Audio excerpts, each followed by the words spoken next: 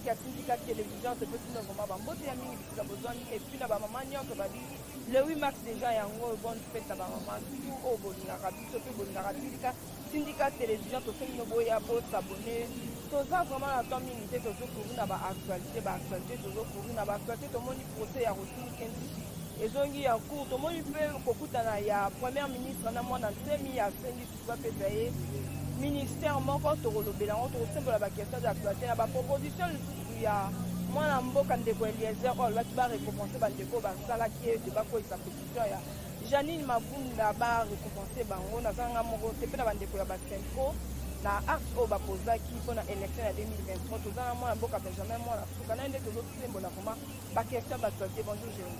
Bonjour maman. Santé ça va? Oui, nzambe asali ngolo. Bato bazukaki yo mingi Benjamin Poison babengi biso oko expliquer bakongomani mpe badiaspora oyo bazukaki yo soki ezalaki nini?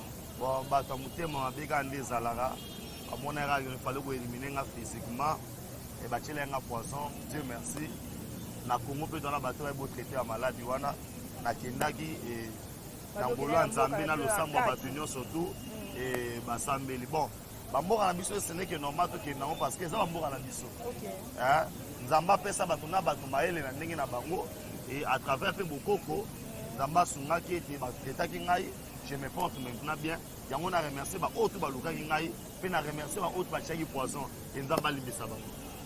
Tomoni ete panza na bareseau sociaux na batwitter mpe bafacebook bandeko ya sanko nde basili kopingama bandeko ya katholike mpona nini tozoyoka lelo idps balingi élection na 2023 te bazokrie pamba me balingi élection ezala te chef de l'état continue mandat wana akontinue mosukama abakisa mandat moko. Non mama Katia so olobi ke bandeko ya idps bazofinga bandeko ya sanko non, il y a eu un communiqué moko ya sanko asalaki et la présidence de la République a recadré bango. On a relu non. Il faut être quand même réaliste. Moi, je pense que l'Église catholique doit être à la mission naïe. Quelle est d'abord mission Église? Et la mission évangélique. Il y a Oluka. Au bon moment, l'Église est aussi la politique. Bande ko ya 5 ans, ba otiko kena mais c'est mata tamponio. O azala ba dossier na justice a détourné mbongo mboko. Ya makambo ya bukanga lonzo bakena ye na kindu batamboli na ye alakisi bango bandaku wana bandeko basepeli mais ils sont venus voir le président de la République depuis Fatia soit pouvoir bandeko na balingaka ete d'abord nazongela moi histoire moi sima ils ont dit que bachaki batémoin na bango partout pour la Senko mutabimaki président c'est Martin Fayulu. Martin Fayulu a quelle justice? La Senko a été incapable. Il y a repris sa mission, prévoir ya sanango, pour appuyer que non, nani Martin Fayulu soit. Mais la Senko a été financée avec 50 000 smartphones et pas l'Union européenne. Cela veut dire qu'ils ne sont pas politiques, mais ils sont dans la politique. Et ils ont aussi notre autre bengi, ma préférence là-bas. Les gens qui disent qui doit organiser les élections au Congo? Au Congo, je répète, celui qui organise les élections, c'est la commission électorale indépendante. J'ai dit bien la commission électorale indépendante.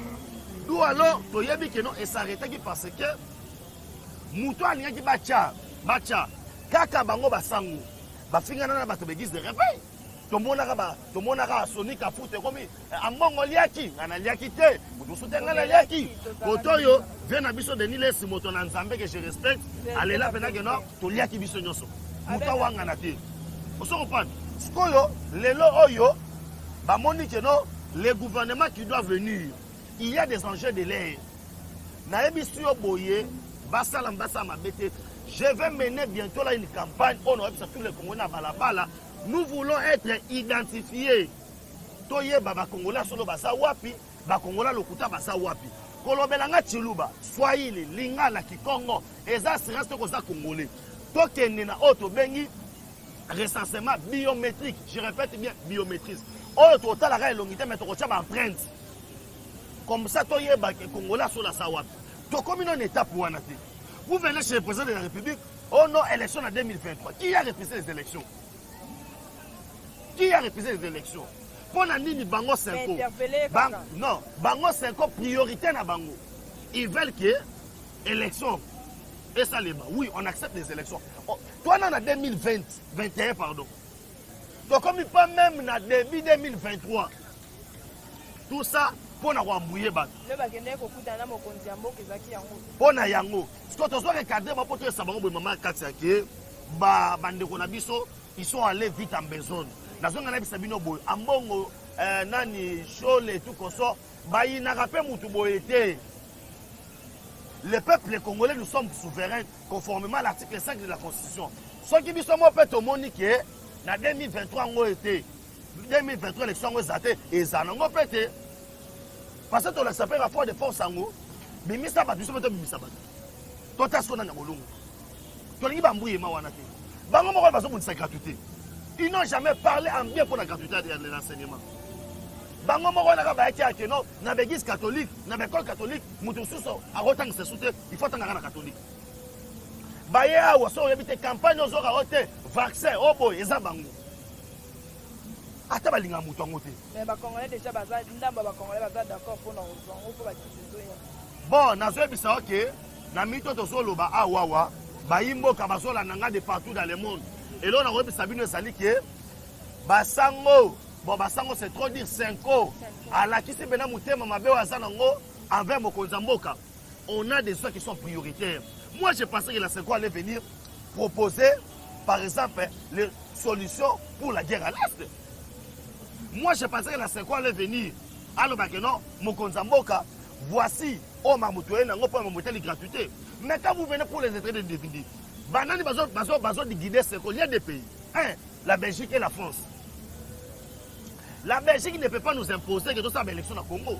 Il ne peut pas nous imposer. Le Congo, c'est un pays souverain.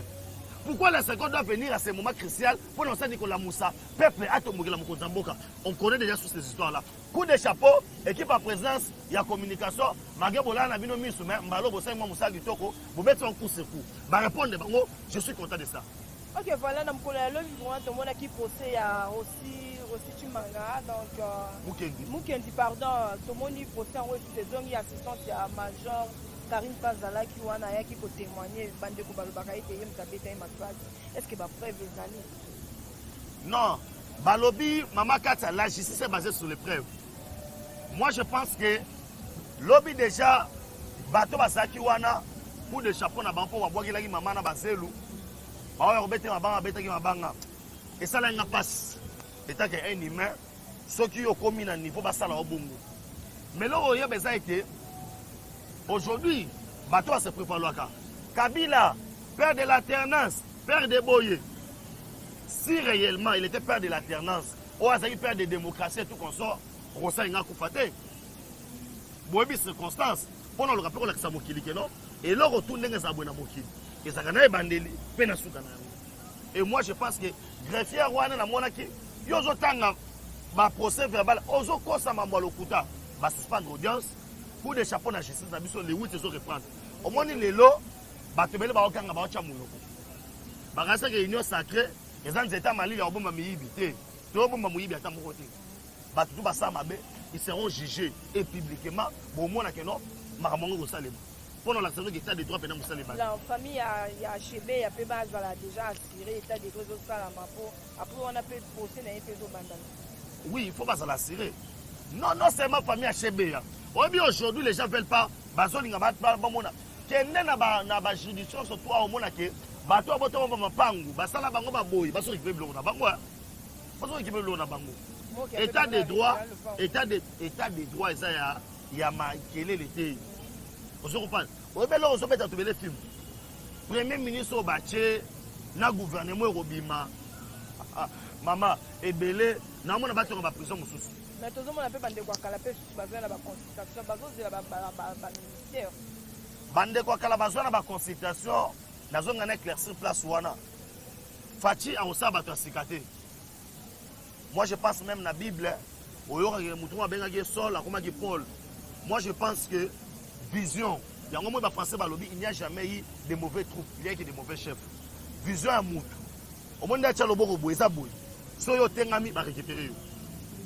Tant que il y a un bobo, il y a un bobo, il y a un bobo, il y a un bobo, il y a un bobo, il y a un bobo, il y a un ministre, il y a un il y a qu'à travailler dans l'idéologie le peuple d'abord. Soit travailler dans l'idéologie le peuple, coup de chapeau.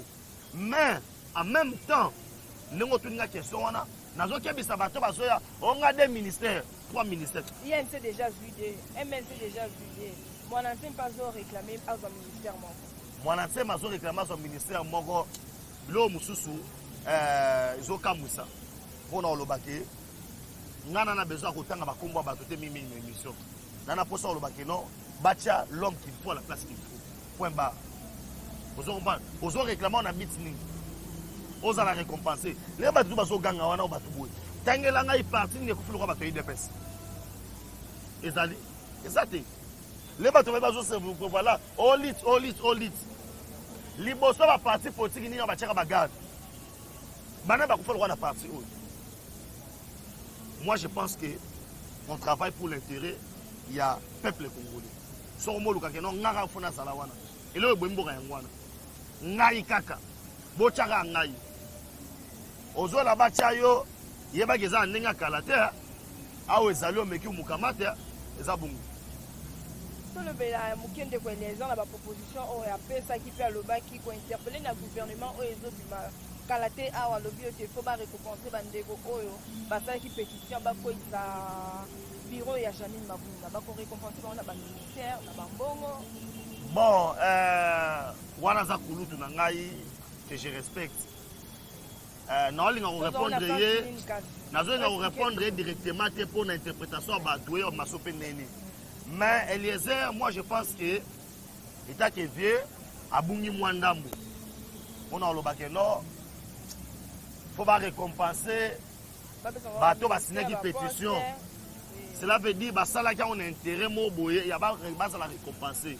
Mais si on peut tout à fait idéologie. Vous comprenez? Ça va appuyer à IDPS. Sans prix à combattre, et les aides, c'est Nakwani. Vous comprenez, mais on a un pire, c'est Nakwani. Mais aujourd'hui, allo baloba moi mini. On va dire que non, et ça bon côté que Mamboufou est le cas. Soit ça qui est loco, soit ça qui est un peu d'abus, alors l'équipe était. On a une limite, ceux qui entraîneur à l'objet qui non les 11 au bon matin à terrain.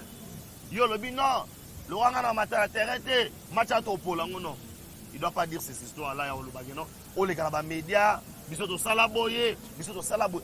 Est-ce que Eliezer, Nengazawana, la famille, combien de gens ont en politique? À quoi fait combien de gens en politique? Tu vas nous retendre à Bilo, surtout Wana. Azakoutou, que je respecte, je pense que dans le bel et moi qui toku, il y a le bakeno, tous en ma pression, on n'est pas dans le bus de Maraté. Moi, pression, on a un bateau moussou, mais pas dans le bus de Kotaraté. Facha déjà na banti bilo wana ya ba pression wana aussi bana ngote to moni candidat moko na sénat na bureau d'exécutif ya sénat azo pesa ba sénateur ma pas comment na kinko le faut ba voter bon ngana bi komote nani wana candidat ba bi komote te mais ba yebi bon na niveau sénat na zana regret ka moko ya mona Carole Agito wana ba chayi moko pe ozo sa ba kongomani pe pas si ba do déclarer na sénat oui sona sa sala kini pour le bon na yebité un fidèle servante ya Kabila azonga na sénat et puis na mona yo passer ba papier au place ta mwamba yibaki ça me fait très mal.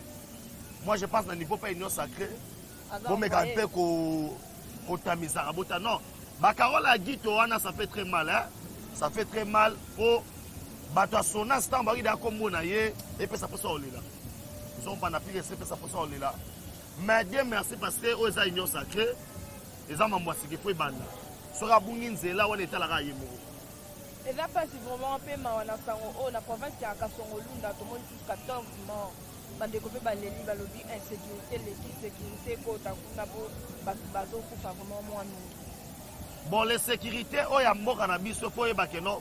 Il y a d'abord 9 pays limitrophes. Au Balingi Biso, non, 9 pays africains, pardon. Au Baza tenir à tout prix que Mouton Faché là. On a mangé au Yozalia parce que Kabila Tkela est un libertinage. Aujourd'hui, quand on a une sécurité, on a besoin de Minduki. On vit aussi à tout le monde. Tant que on non, il y a critiqué le service à président. Mais babaté so kota na minduki bozo mona. Bon, c'est le pire comme Benengeni. Avant d'assassiner Mouzé, barata 7 attentats. Ya Boumaï. Yo monara na Congo, tout ça, tu perds de Fachi. Tu perds de Fachi. Hein? Tu perds de Fachi. Surtout au télé, madame beaucoup. Tala, on m'a dit Batou, na vie, Bazana Batou, mi balé. So mon père de Joseph a famille na bino fo bozana Moïse. Facha za Moïse ozo bimisa biso na boumbu. Taba to so mona ke no en na uti na robela. Docteur abi pe mana na bino fo loba. On peut pas prendre un certain Zoé Kabila qui ne sait ni lire ni écrire. Comment mi salo muto za touchable non. Bon on va ko sabana. Bon on va ko sabana. L'insécurité est bien organisée.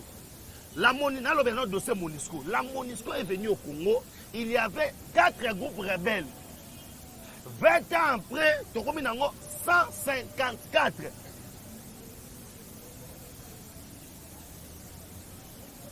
On y a eu Congo en 1961, na bit kakamoko, il y a balkanisation. Ni tete Mobutu, le roi américain. Même si je dois faire les accords avec les diables, Congo n'a jamais balkanisé. Mais il y avait une émission. Et aujourd'hui, ils voient qu'il y a un homme harmonieux qui est de Liboso. Ils organisent des histoires. Babomi ambassadeur en Italie. Faute na mon côté, Nelila Zarougi. Moi, c'est ambassadeur. Nelila Zarougi, ça va ndeko. Pour moi, c'est ambassadeur. À sali tweet, ça dit que non. Ndeko na ndeko tabomi si. Nana côté ici, ambassadeur na copo c'est Nelila Zarougi. Ça veut dire l'insécurité est bien organisée. Mon compte en banque a fachi beto mo kwatombolo mo ma fachi fongo la miso. Parce que biso de on au père de fachi te. Ko père de fachi na miso ça, Congo so na 50 ans en arrière. 50 ans, on va 50 ans en arrière. Et maman, on dit que Congo sont à 50 ans en arrière. Il y a un monde qui soit que mon indo qui est là, tout est déjà. Pour vous dire que, tu es ma moyen surtout.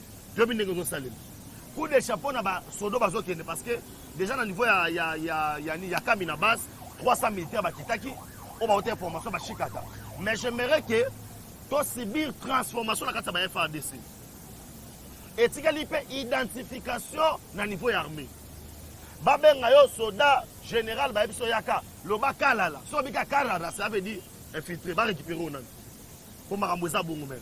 OK voilà to trace sur na ministre na vraiment na ministre mingi témoin na mboka modeste ba tu pour vos président Yassina avec place wana pendant 18 ans c'est bien ko tambu sa place wana bien toto arosala lolenge ta moment na gouvernement na sénat na assemblée nationale bazali na auto bengi programme objectif 1. Pour mettre fin à la guerre dans l'Est, pour stabilité, autre bengi social à peuple congolais, et puis qu'on peut savoir congolais emploi.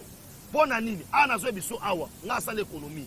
Toi, il y a cobalt et matin 85% dans le monde. Et puis, coltan et mati. Ça veut dire que le premier ministre a commis un enjeu bisayo, il y a eu un anti juin. Soit au monde moitié, ça oui. Maintenant, ce qui est, la potentialité aux anangos. La potentialité aux anangos, hein. Premier ministre a le droit d'excuser. Mon compte en banque a salaki tour du monde. Mais erreur fait à l'Arabie. Non, erreur était dans le baboui. Il y aura dans ce qu'on l'élo. Il y aura un monde dans le président de la République a salaki autobéni tour du monde. A déjà des contacts. Et si les gars y a un fandi wana ba exécuter yango. Ça veut le premier ministre a droit erreur. C'est un jeune. Au moins, tout le monde va te l'émission d'émission. Nagé va y mututé. Parce que Marambote, Kabila bloqué aux alatés. Oh, quand tu as signé, tu as tes dates. Tu as un placement de ferme.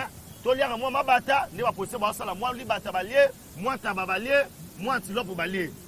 Moi, nous n'avons pas picoli, parce que là, mais là-bas, on a parlé. C'est qu'il n'y a plus de raison pour qu'il t'ait échoué. Ndeko Bati Lukwebo, nani, papa na biso Moso, premier ministre Sama Lukonde, bwana droit RT.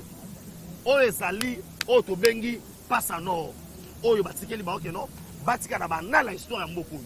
Parce que le peuple congolais a droit de vivre. Le roi va peuple de surtout. Ok, voilà, nous sommes à la fin de notre émission. Ah, émission en militaire. Syndicat télévision. Bande quoi, syndicat. Ce que mon ninga na le kate yem tabo bengi sangai. Ay ngano bengi sangate. Yo ki maki pona o. Voisin o moi bo. Message fort na bande ko licence ya syndicat télévision pour to kabona. Bande ko ya syndicat. Na royem sabino ete Zamba bateli Zamba pesi bomoni. C'est les autres dépendent na air bozo zwangai. So bozinga na butu. Bonsoir. So bozinga pe na moi. Bonjour. Na ebike na nyoso tu ndenge zali boye. Et l'autre koko boya. Oui, nyoso tu wana. Tozanga na initiative moko. Soutenons Fachika. Fachi c'est notre frère. Fachi c'est notre sang. Quand ndenge zala kaka. Numéro de téléphone zala piste 143 970 40 89 57. Piste 143 970 40 89 57. Nous allons aussi la maman Kata Pote Cécilie. Nazagi na Nazana kana na komina Lubondai bazolo na 50 000 hectares à Masangu. Ça veut dire pas congolais boza calme calamité bolia dongo manzanza misla manzanza bo sanza Masangu. C'est du jamais vu. Côté on appelle Kanyamara c'est zéro sanza. Ça veut dire mwanzala et on va pas tenir na passé. Ok, voilà, nous sommes à la fin de notre émission. Je dis merci à Richard Ilonga, triple code difficile de Verrier depuis Paris. Je dis merci à Chaïlou de Port-Londres. Donc, je dis merci aussi à Bamama Lometou. Bonne fête, Nabino ya Bamama, le monde entier au Péba Ninaranation, la Syndicat Babone, la Syndicat Bamama au Bassin Bisoto, Bisoto dans le mois de mars déjà, tout le monde a compris. Ma caméra la moni, chaque copine a régi, Mike Bisola, donc bon, tout moment, image qui te retara moi la Bisoto Bamama. Tout le monde a mis ce qui nous semble à 27.